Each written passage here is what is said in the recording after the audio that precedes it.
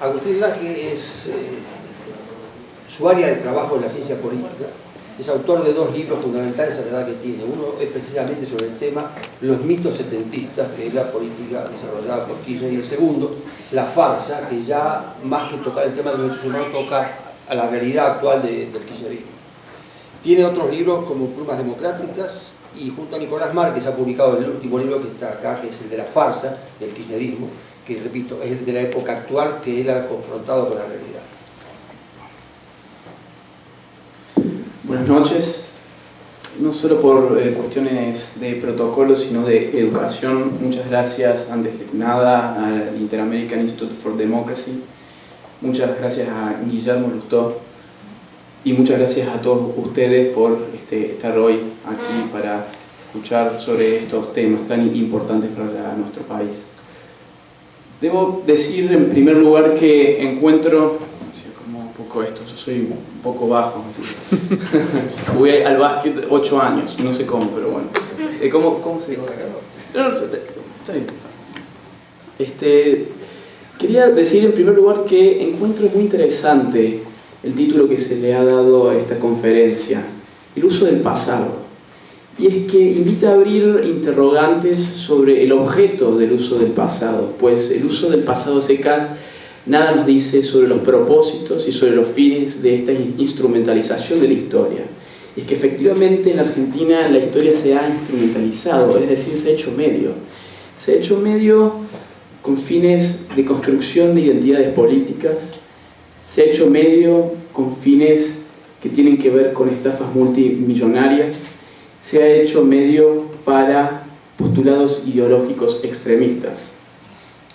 Y lo decisivo en este sentido, entonces, es preguntarse, creo yo, si en este camino en el cual la historia se instrumentaliza, se mancilla y se mutila, puede seguirse llamándose a sí mismo historia y no se convierte en todo caso en una historieta. Porque el registro y el conocimiento del pasado tiene una función social muy clara. Y esa es la función de ser una fuente de cohesión social, ser una fuente de experiencia orientadora para las sociedades respecto de su porvenir. En cambio, la historia hecha historieta se convierte en una fuente de división social, de confrontación social, y ya no se orienta hacia el futuro, ya no es una fuente de experiencia.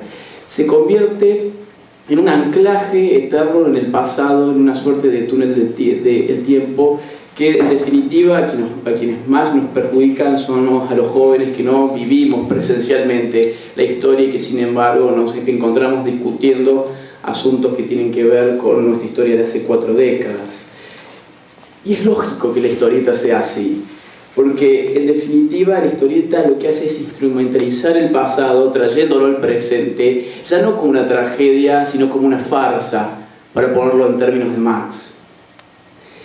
El lugar común de que la historia corresponde exclusivamente al pasado, yo creo que tiene que ver con una mitificación. El hombre es un ser histórico, está atravesado por la historia y condicionado por ella.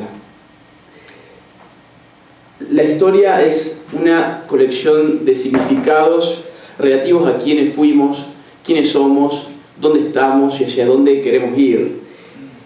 En este sentido es que la historia puede verse apenas como una cara de la política, pero la historia se transforma en historieta cuando una política sectorial la toma y la pone a su servicio, que es en definitiva lo que ha pasado con el kirchnerismo y con la década del 70. La historia sirve como herramienta en definitiva para organizar, para pensar y construir el desarrollo en vistas del futuro. Y la historieta, en cambio, sirve a la politiquería barata como herramienta para acomodar el pasado en virtud de las necesidades ideológicas del presente, invirtiendo en definitiva por completo, de cabo a rabo, la lógica que es intrínseca a la historia y a su función social. En Argentina, el uso del pasado, tal el título de la conferencia de hoy, ha sido el uso de la historieta configurada al compás del mito, es decir, configurada al compás de un relato épico, movilizador de fuerzas sociales, en donde los buenos pelean contra los malos en pos de un mundo más justo. Ese es el relato épico de los 70, el cual se ha sujetado y ha construido su identidad del kirchnerismo. Bajo el uso del pasado, entonces, específicamente podemos encontrar tres propósitos, tres objetos, que es con lo que empecé esta breve disertación: uno político, uno ideológico y otro económico. Y si bien puede argumentarse que en verdad la distorsión de la década del 70 comienza ni bien terminada la guerra, es decir, el conflicto en términos bélicos entre las Fuerzas Armadas y las organizaciones terroristas, porque hay que ser sinceros en esto: cuando las organizaciones terroristas entienden ya que es definitiva su derrota en el campo militar, es cuando cambian la estrategia y empiezan con la distorsión del pasado. Yo quisiera traer un poco más acá la cuestión y ponerle fecha en todo caso a la institucionalización de la distorsión de la historia. Y yo creo que esa institucionalización de la distorsión de la historia tiene unas fechas muy claras, y es el 26 de mayo del año 2003. ¿Por qué? Porque el día 25 de mayo del 2003, cuando Néstor Kirchner asumía la presidencia de la Nación, Hugo Chávez viajó a la Argentina para la Asunción, y un rato antes de la ceremonia pasó por la Asociación de Madres de Plaza de Mayo. Tuvo allí una reunión tanto con Eve de Bonafini como con Sergio Schockländer, que luego va a contar los pormenores de esa cita en su último libro, que se llama Sueños Postergados. Y lo que venía a anunciarle Hugo Chávez a Bonafini era nada menos que un comunicado, o léase una orden de Fidel Castro, que en palabras textuales de Schockländer, Chávez la expuso de esta forma: traigo un mensaje del comandante Fidel Castro que pide especialmente a las madres que le tengan paciencia a Néstor, que es un muchacho de buena madera. Lo que le estaba diciendo en definitiva Hugo Chávez a Eve de Bonafini era que Eve de Bonafini tenía que cambiar la política que había caracterizado históricamente a la Asociación de Madres de Plaza de Mayo, consistente en distanciarse del poder político al punto de llamar a sus adherentes siempre a no votar en elecciones, es decir, a estar en contra de todo tipo de gobierno que no fuera de tinte marxista. Esto entusiasmó muchísimo a Eve de Bonafini, porque venía del dictador Fidel Castro, a quien ella admira y a quien ella se ha amparado bajo sus órdenes desde la década del 80 a esta parte. Sergio Schockländer ese mismo día, el 25 de mayo, ya empezó a organizar una cita con Néstor Kirchner, que se concretó al día siguiente, esta fecha de inicio de la institucionalización de la distorsión de la historia que puse hace un rato, el 26 de mayo del 2003. Yo creo que aquí se da una alianza. Es una alianza que pone sobre la mesa Sergio Schockländer, y la cual ya sabíamos todos, aunque no teníamos fecha, ahora ya la tenemos. Y cuando hablamos de una alianza, tenemos que hablar entonces de un pacto en el cual una parte le da algo a la otra parte que necesita, y viceversa. Entonces, ¿qué se han dado? ¿Qué se han dado los unos a los otros? ¿Qué se ha dado la política del kirchnerismo, las organizaciones de izquierda que se hacen llamar de derechos humanos, y viceversa? En concreto, tenemos que recordar que Kirchner, cuando asume, le fue sumamente necesario tener y construir un discurso de legitimación. Néstor Kirchner sube con el 22% de los votos. Es el primer presidente de toda la historia argentina que sube a la presidencia, que asume como presidente con menos de un 25% de los votos. Y no solamente eso, sino que a nivel simbólico, la sociedad no tenía muy en claro quién es este personaje que venía del sur, y que en todo caso se lo conocía más bien por ser el elegido por el dedo de Duhalde.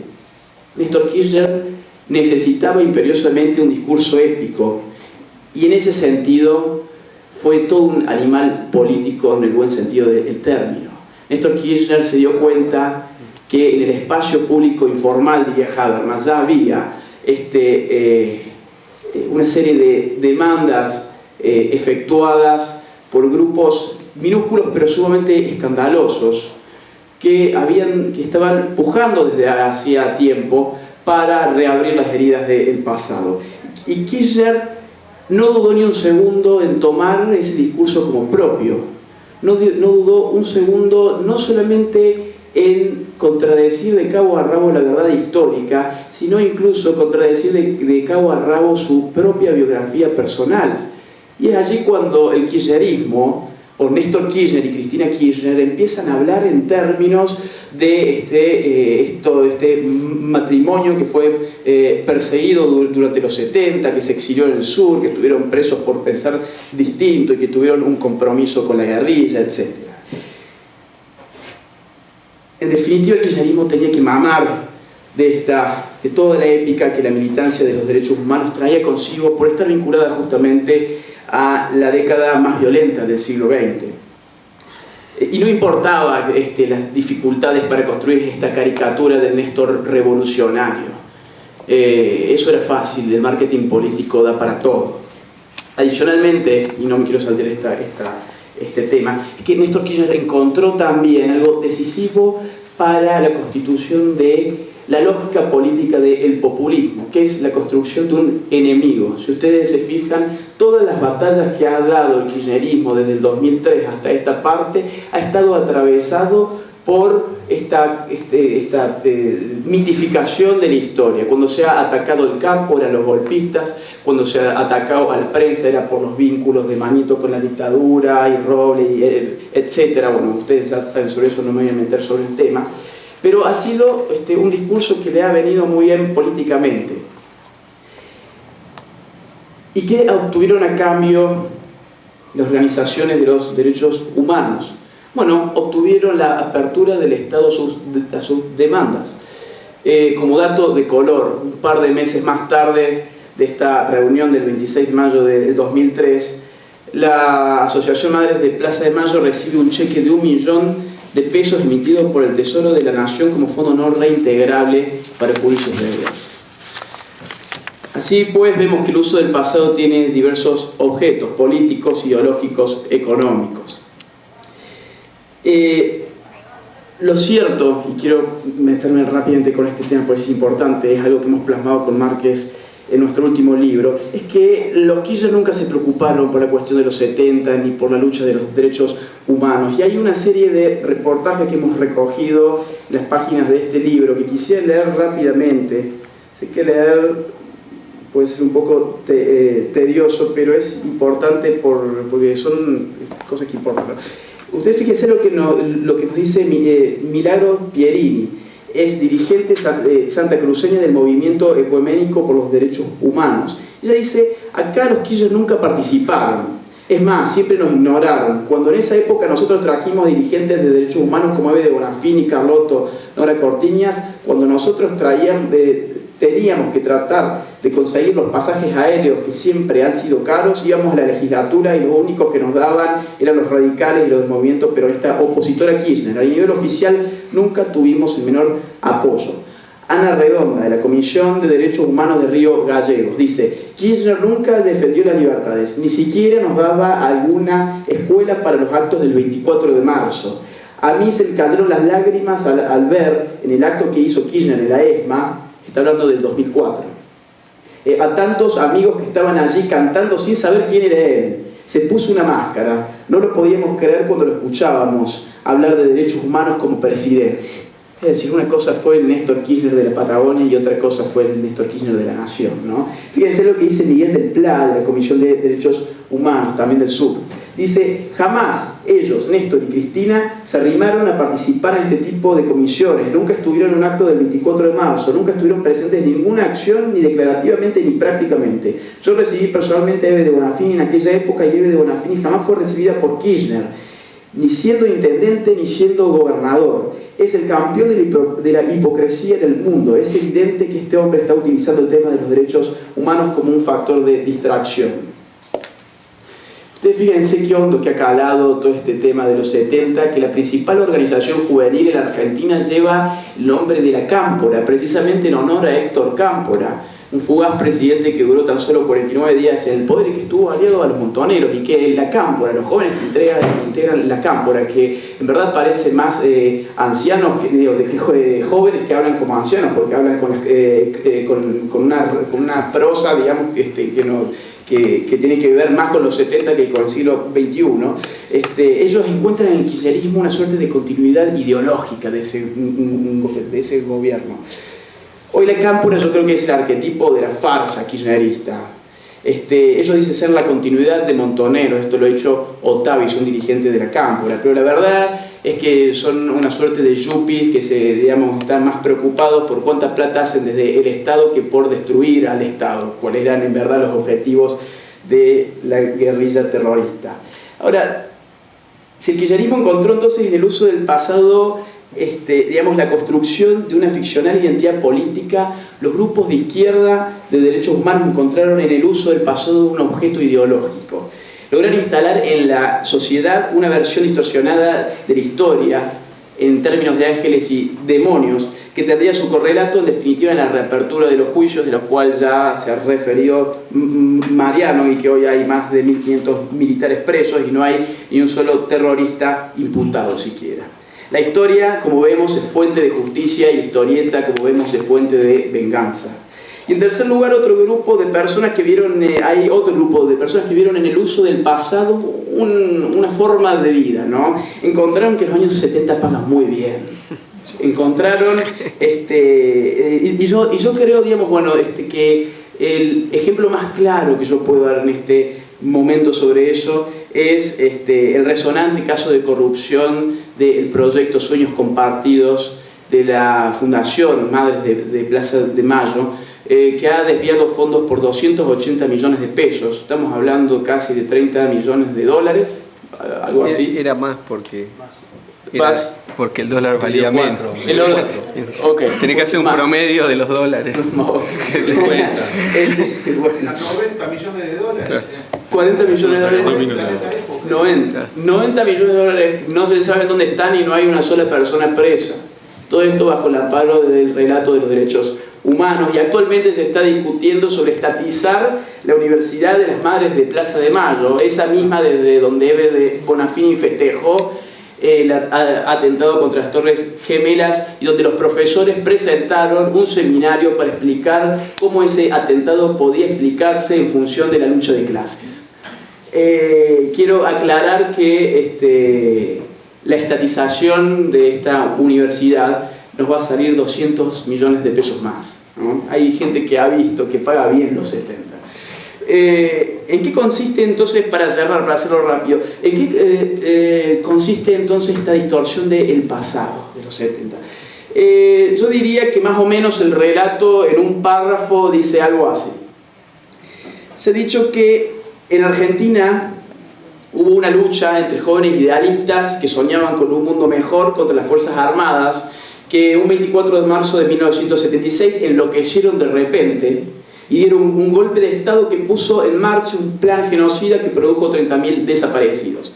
Y también se nos ha dicho que, como parte de la reacción a eso, estos jóvenes idealistas lucharon contra la dictadura para devolvernos la democracia. Ese es el relato que se ha impuesto. Yo quiero tirar abajo ese relato, que para eso escribí cuando era muy chico, cuando esto me lo han dicho a mí en el secundario.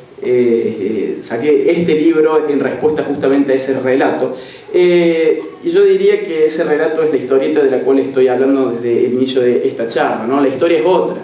En los 70 lo que verdaderamente hubo es una guerra revolucionaria, lo que hoy en términos de la doctrina militar contemporánea se llama guerra asimétrica, entre organizaciones terroristas que fueron dirigidas, entrenadas, apañadas desde Cuba contra el Estado argentino, que reaccionó con su aparato militar. En esa guerra las organizaciones terroristas cometieron entre 1969 y 1979 la cantidad de 21.644 atentados terroristas. Lo repito, 21.644 atentados en 10 años. Y hay un dato que es clave: el 52% de las víctimas, conforme a los datos de la causa 13, corresponden al periodo que va del 25 de mayo de 1973 al 23 de marzo de 1976. Es decir, corresponde la mayoría de las víctimas de la guerrilla a un periodo democrático. Con lo cual, la guerrilla no combatió contra una dictadura para devolvernos la democracia, sino que combatió contra la democracia para instaurar su propia dictadura de signo castrista. ¿Y cuál era en concreto ese mundo mejor por el cual peleaban? Bueno, yo acá, para no decirlo yo, le voy a dar la palabra a Jorge Massetti, un dirigente del ERP, que ha escrito un libro autocríticos, muy buenos, se llama El furor y el delirio, y hay un párrafo que la verdad que lo tengo que leer porque me parece espectacular y sintetiza este mundo mejor que pensaba para la Argentina en la guerrilla. Jorge Massetti, hijo de Ricardo Massetti, dice lo siguiente: nos escudábamos en la meta de la búsqueda de hacer el bien a la humanidad, meta que era una falacia. Éramos la avanzada de la revolución cubana, los niños mimados de Fidel Castro y Manuel Piñeiro, que no fuimos elegidos ni por nuestra inserción en las masas ni por nuestro espíritu de sacrificio cotidiano. Éramos elegidos por no pertenecer a nada, sin religión ni bandera, con una capacidad de aventura muy desarrollada y con un grado de cinismo no menos importante. Hoy puedo afirmar que por suerte no obtuvimos la victoria, porque de haber sido así, teniendo en cuenta nuestra formación y el grado de dependencia con Cuba, hubiéramos ahogado el continente en una barbarie generalizada. Una de nuestras consignas era hacer de la cordillera de los Andes la sierra maestra de América Latina, donde primero hubiéramos fusilado a los militares, después a los opositores y luego a los compañeros que se opusieran a nuestro autoritarismo. Y soy consciente de que yo hubiera actuado de esa forma. Esto lo dice un líder del ARP. Las Fuerzas Armadas en esta guerra no produjeron 30.000 desaparecidos, sino, según la CONADEP, 8.961. Un número que después se depuró en el nuevo Nunca Más que sacó el kirchnerismo en el 2006, creo que fue, o en el 2005, que contabiliza 7.089 desaparecidos. Con esto no pretendo justificar, no se puede defender la desaparición de personas bajo ningún punto de vista. Lo único que yo quiero poner de manifiesto es el uso del pasado que lleva a este extremo de crear un número artificioso cuando en verdad cada número no es un simple dígito, sino que es una persona de carne y hueso en la que está atrás. Es la politiquería barata de la cual hablaba hace un rato. Pero hay un dato que me parece crucial y fundamental para terminar de desarmar la mitología sobre los 70. Y es que dentro de ese guarismo de desaparecidos, 900 corresponden al periodo que va entre 1975 y el 23 de marzo de 1976. ¿Qué nos revela esto? Que el plan de desaparición de guerrilleros fue obra de la clase política anterior al proceso de reorganización nacional. Si no, nadie puede explicar por qué hay 900 desaparecidos que corresponden a un periodo de democracia. Y la clase política jamás se responsabilizó por esto. No hay un solo preso de la clase política y hay 1.500 militares que están presos por asuntos relativos a los 70. Yo quiero cerrar con una frase que me gustó mucho cuando era muy chico y, soy un poco chico, pero cuando era más chico y estaba investigando todos estos temas, es de John Kennedy. Él dice: la verdad no tiene a veces como enemiga a la mentira, sino al mito, persistente y persuasivo. De este modo, algunos encuentran cómodas las opiniones confeccionadas y evitan la incomodidad de reflexionar. Nuevamente, gracias al Instituto y a todos ustedes por haber hecho de este un espacio para la reflexión. Gracias.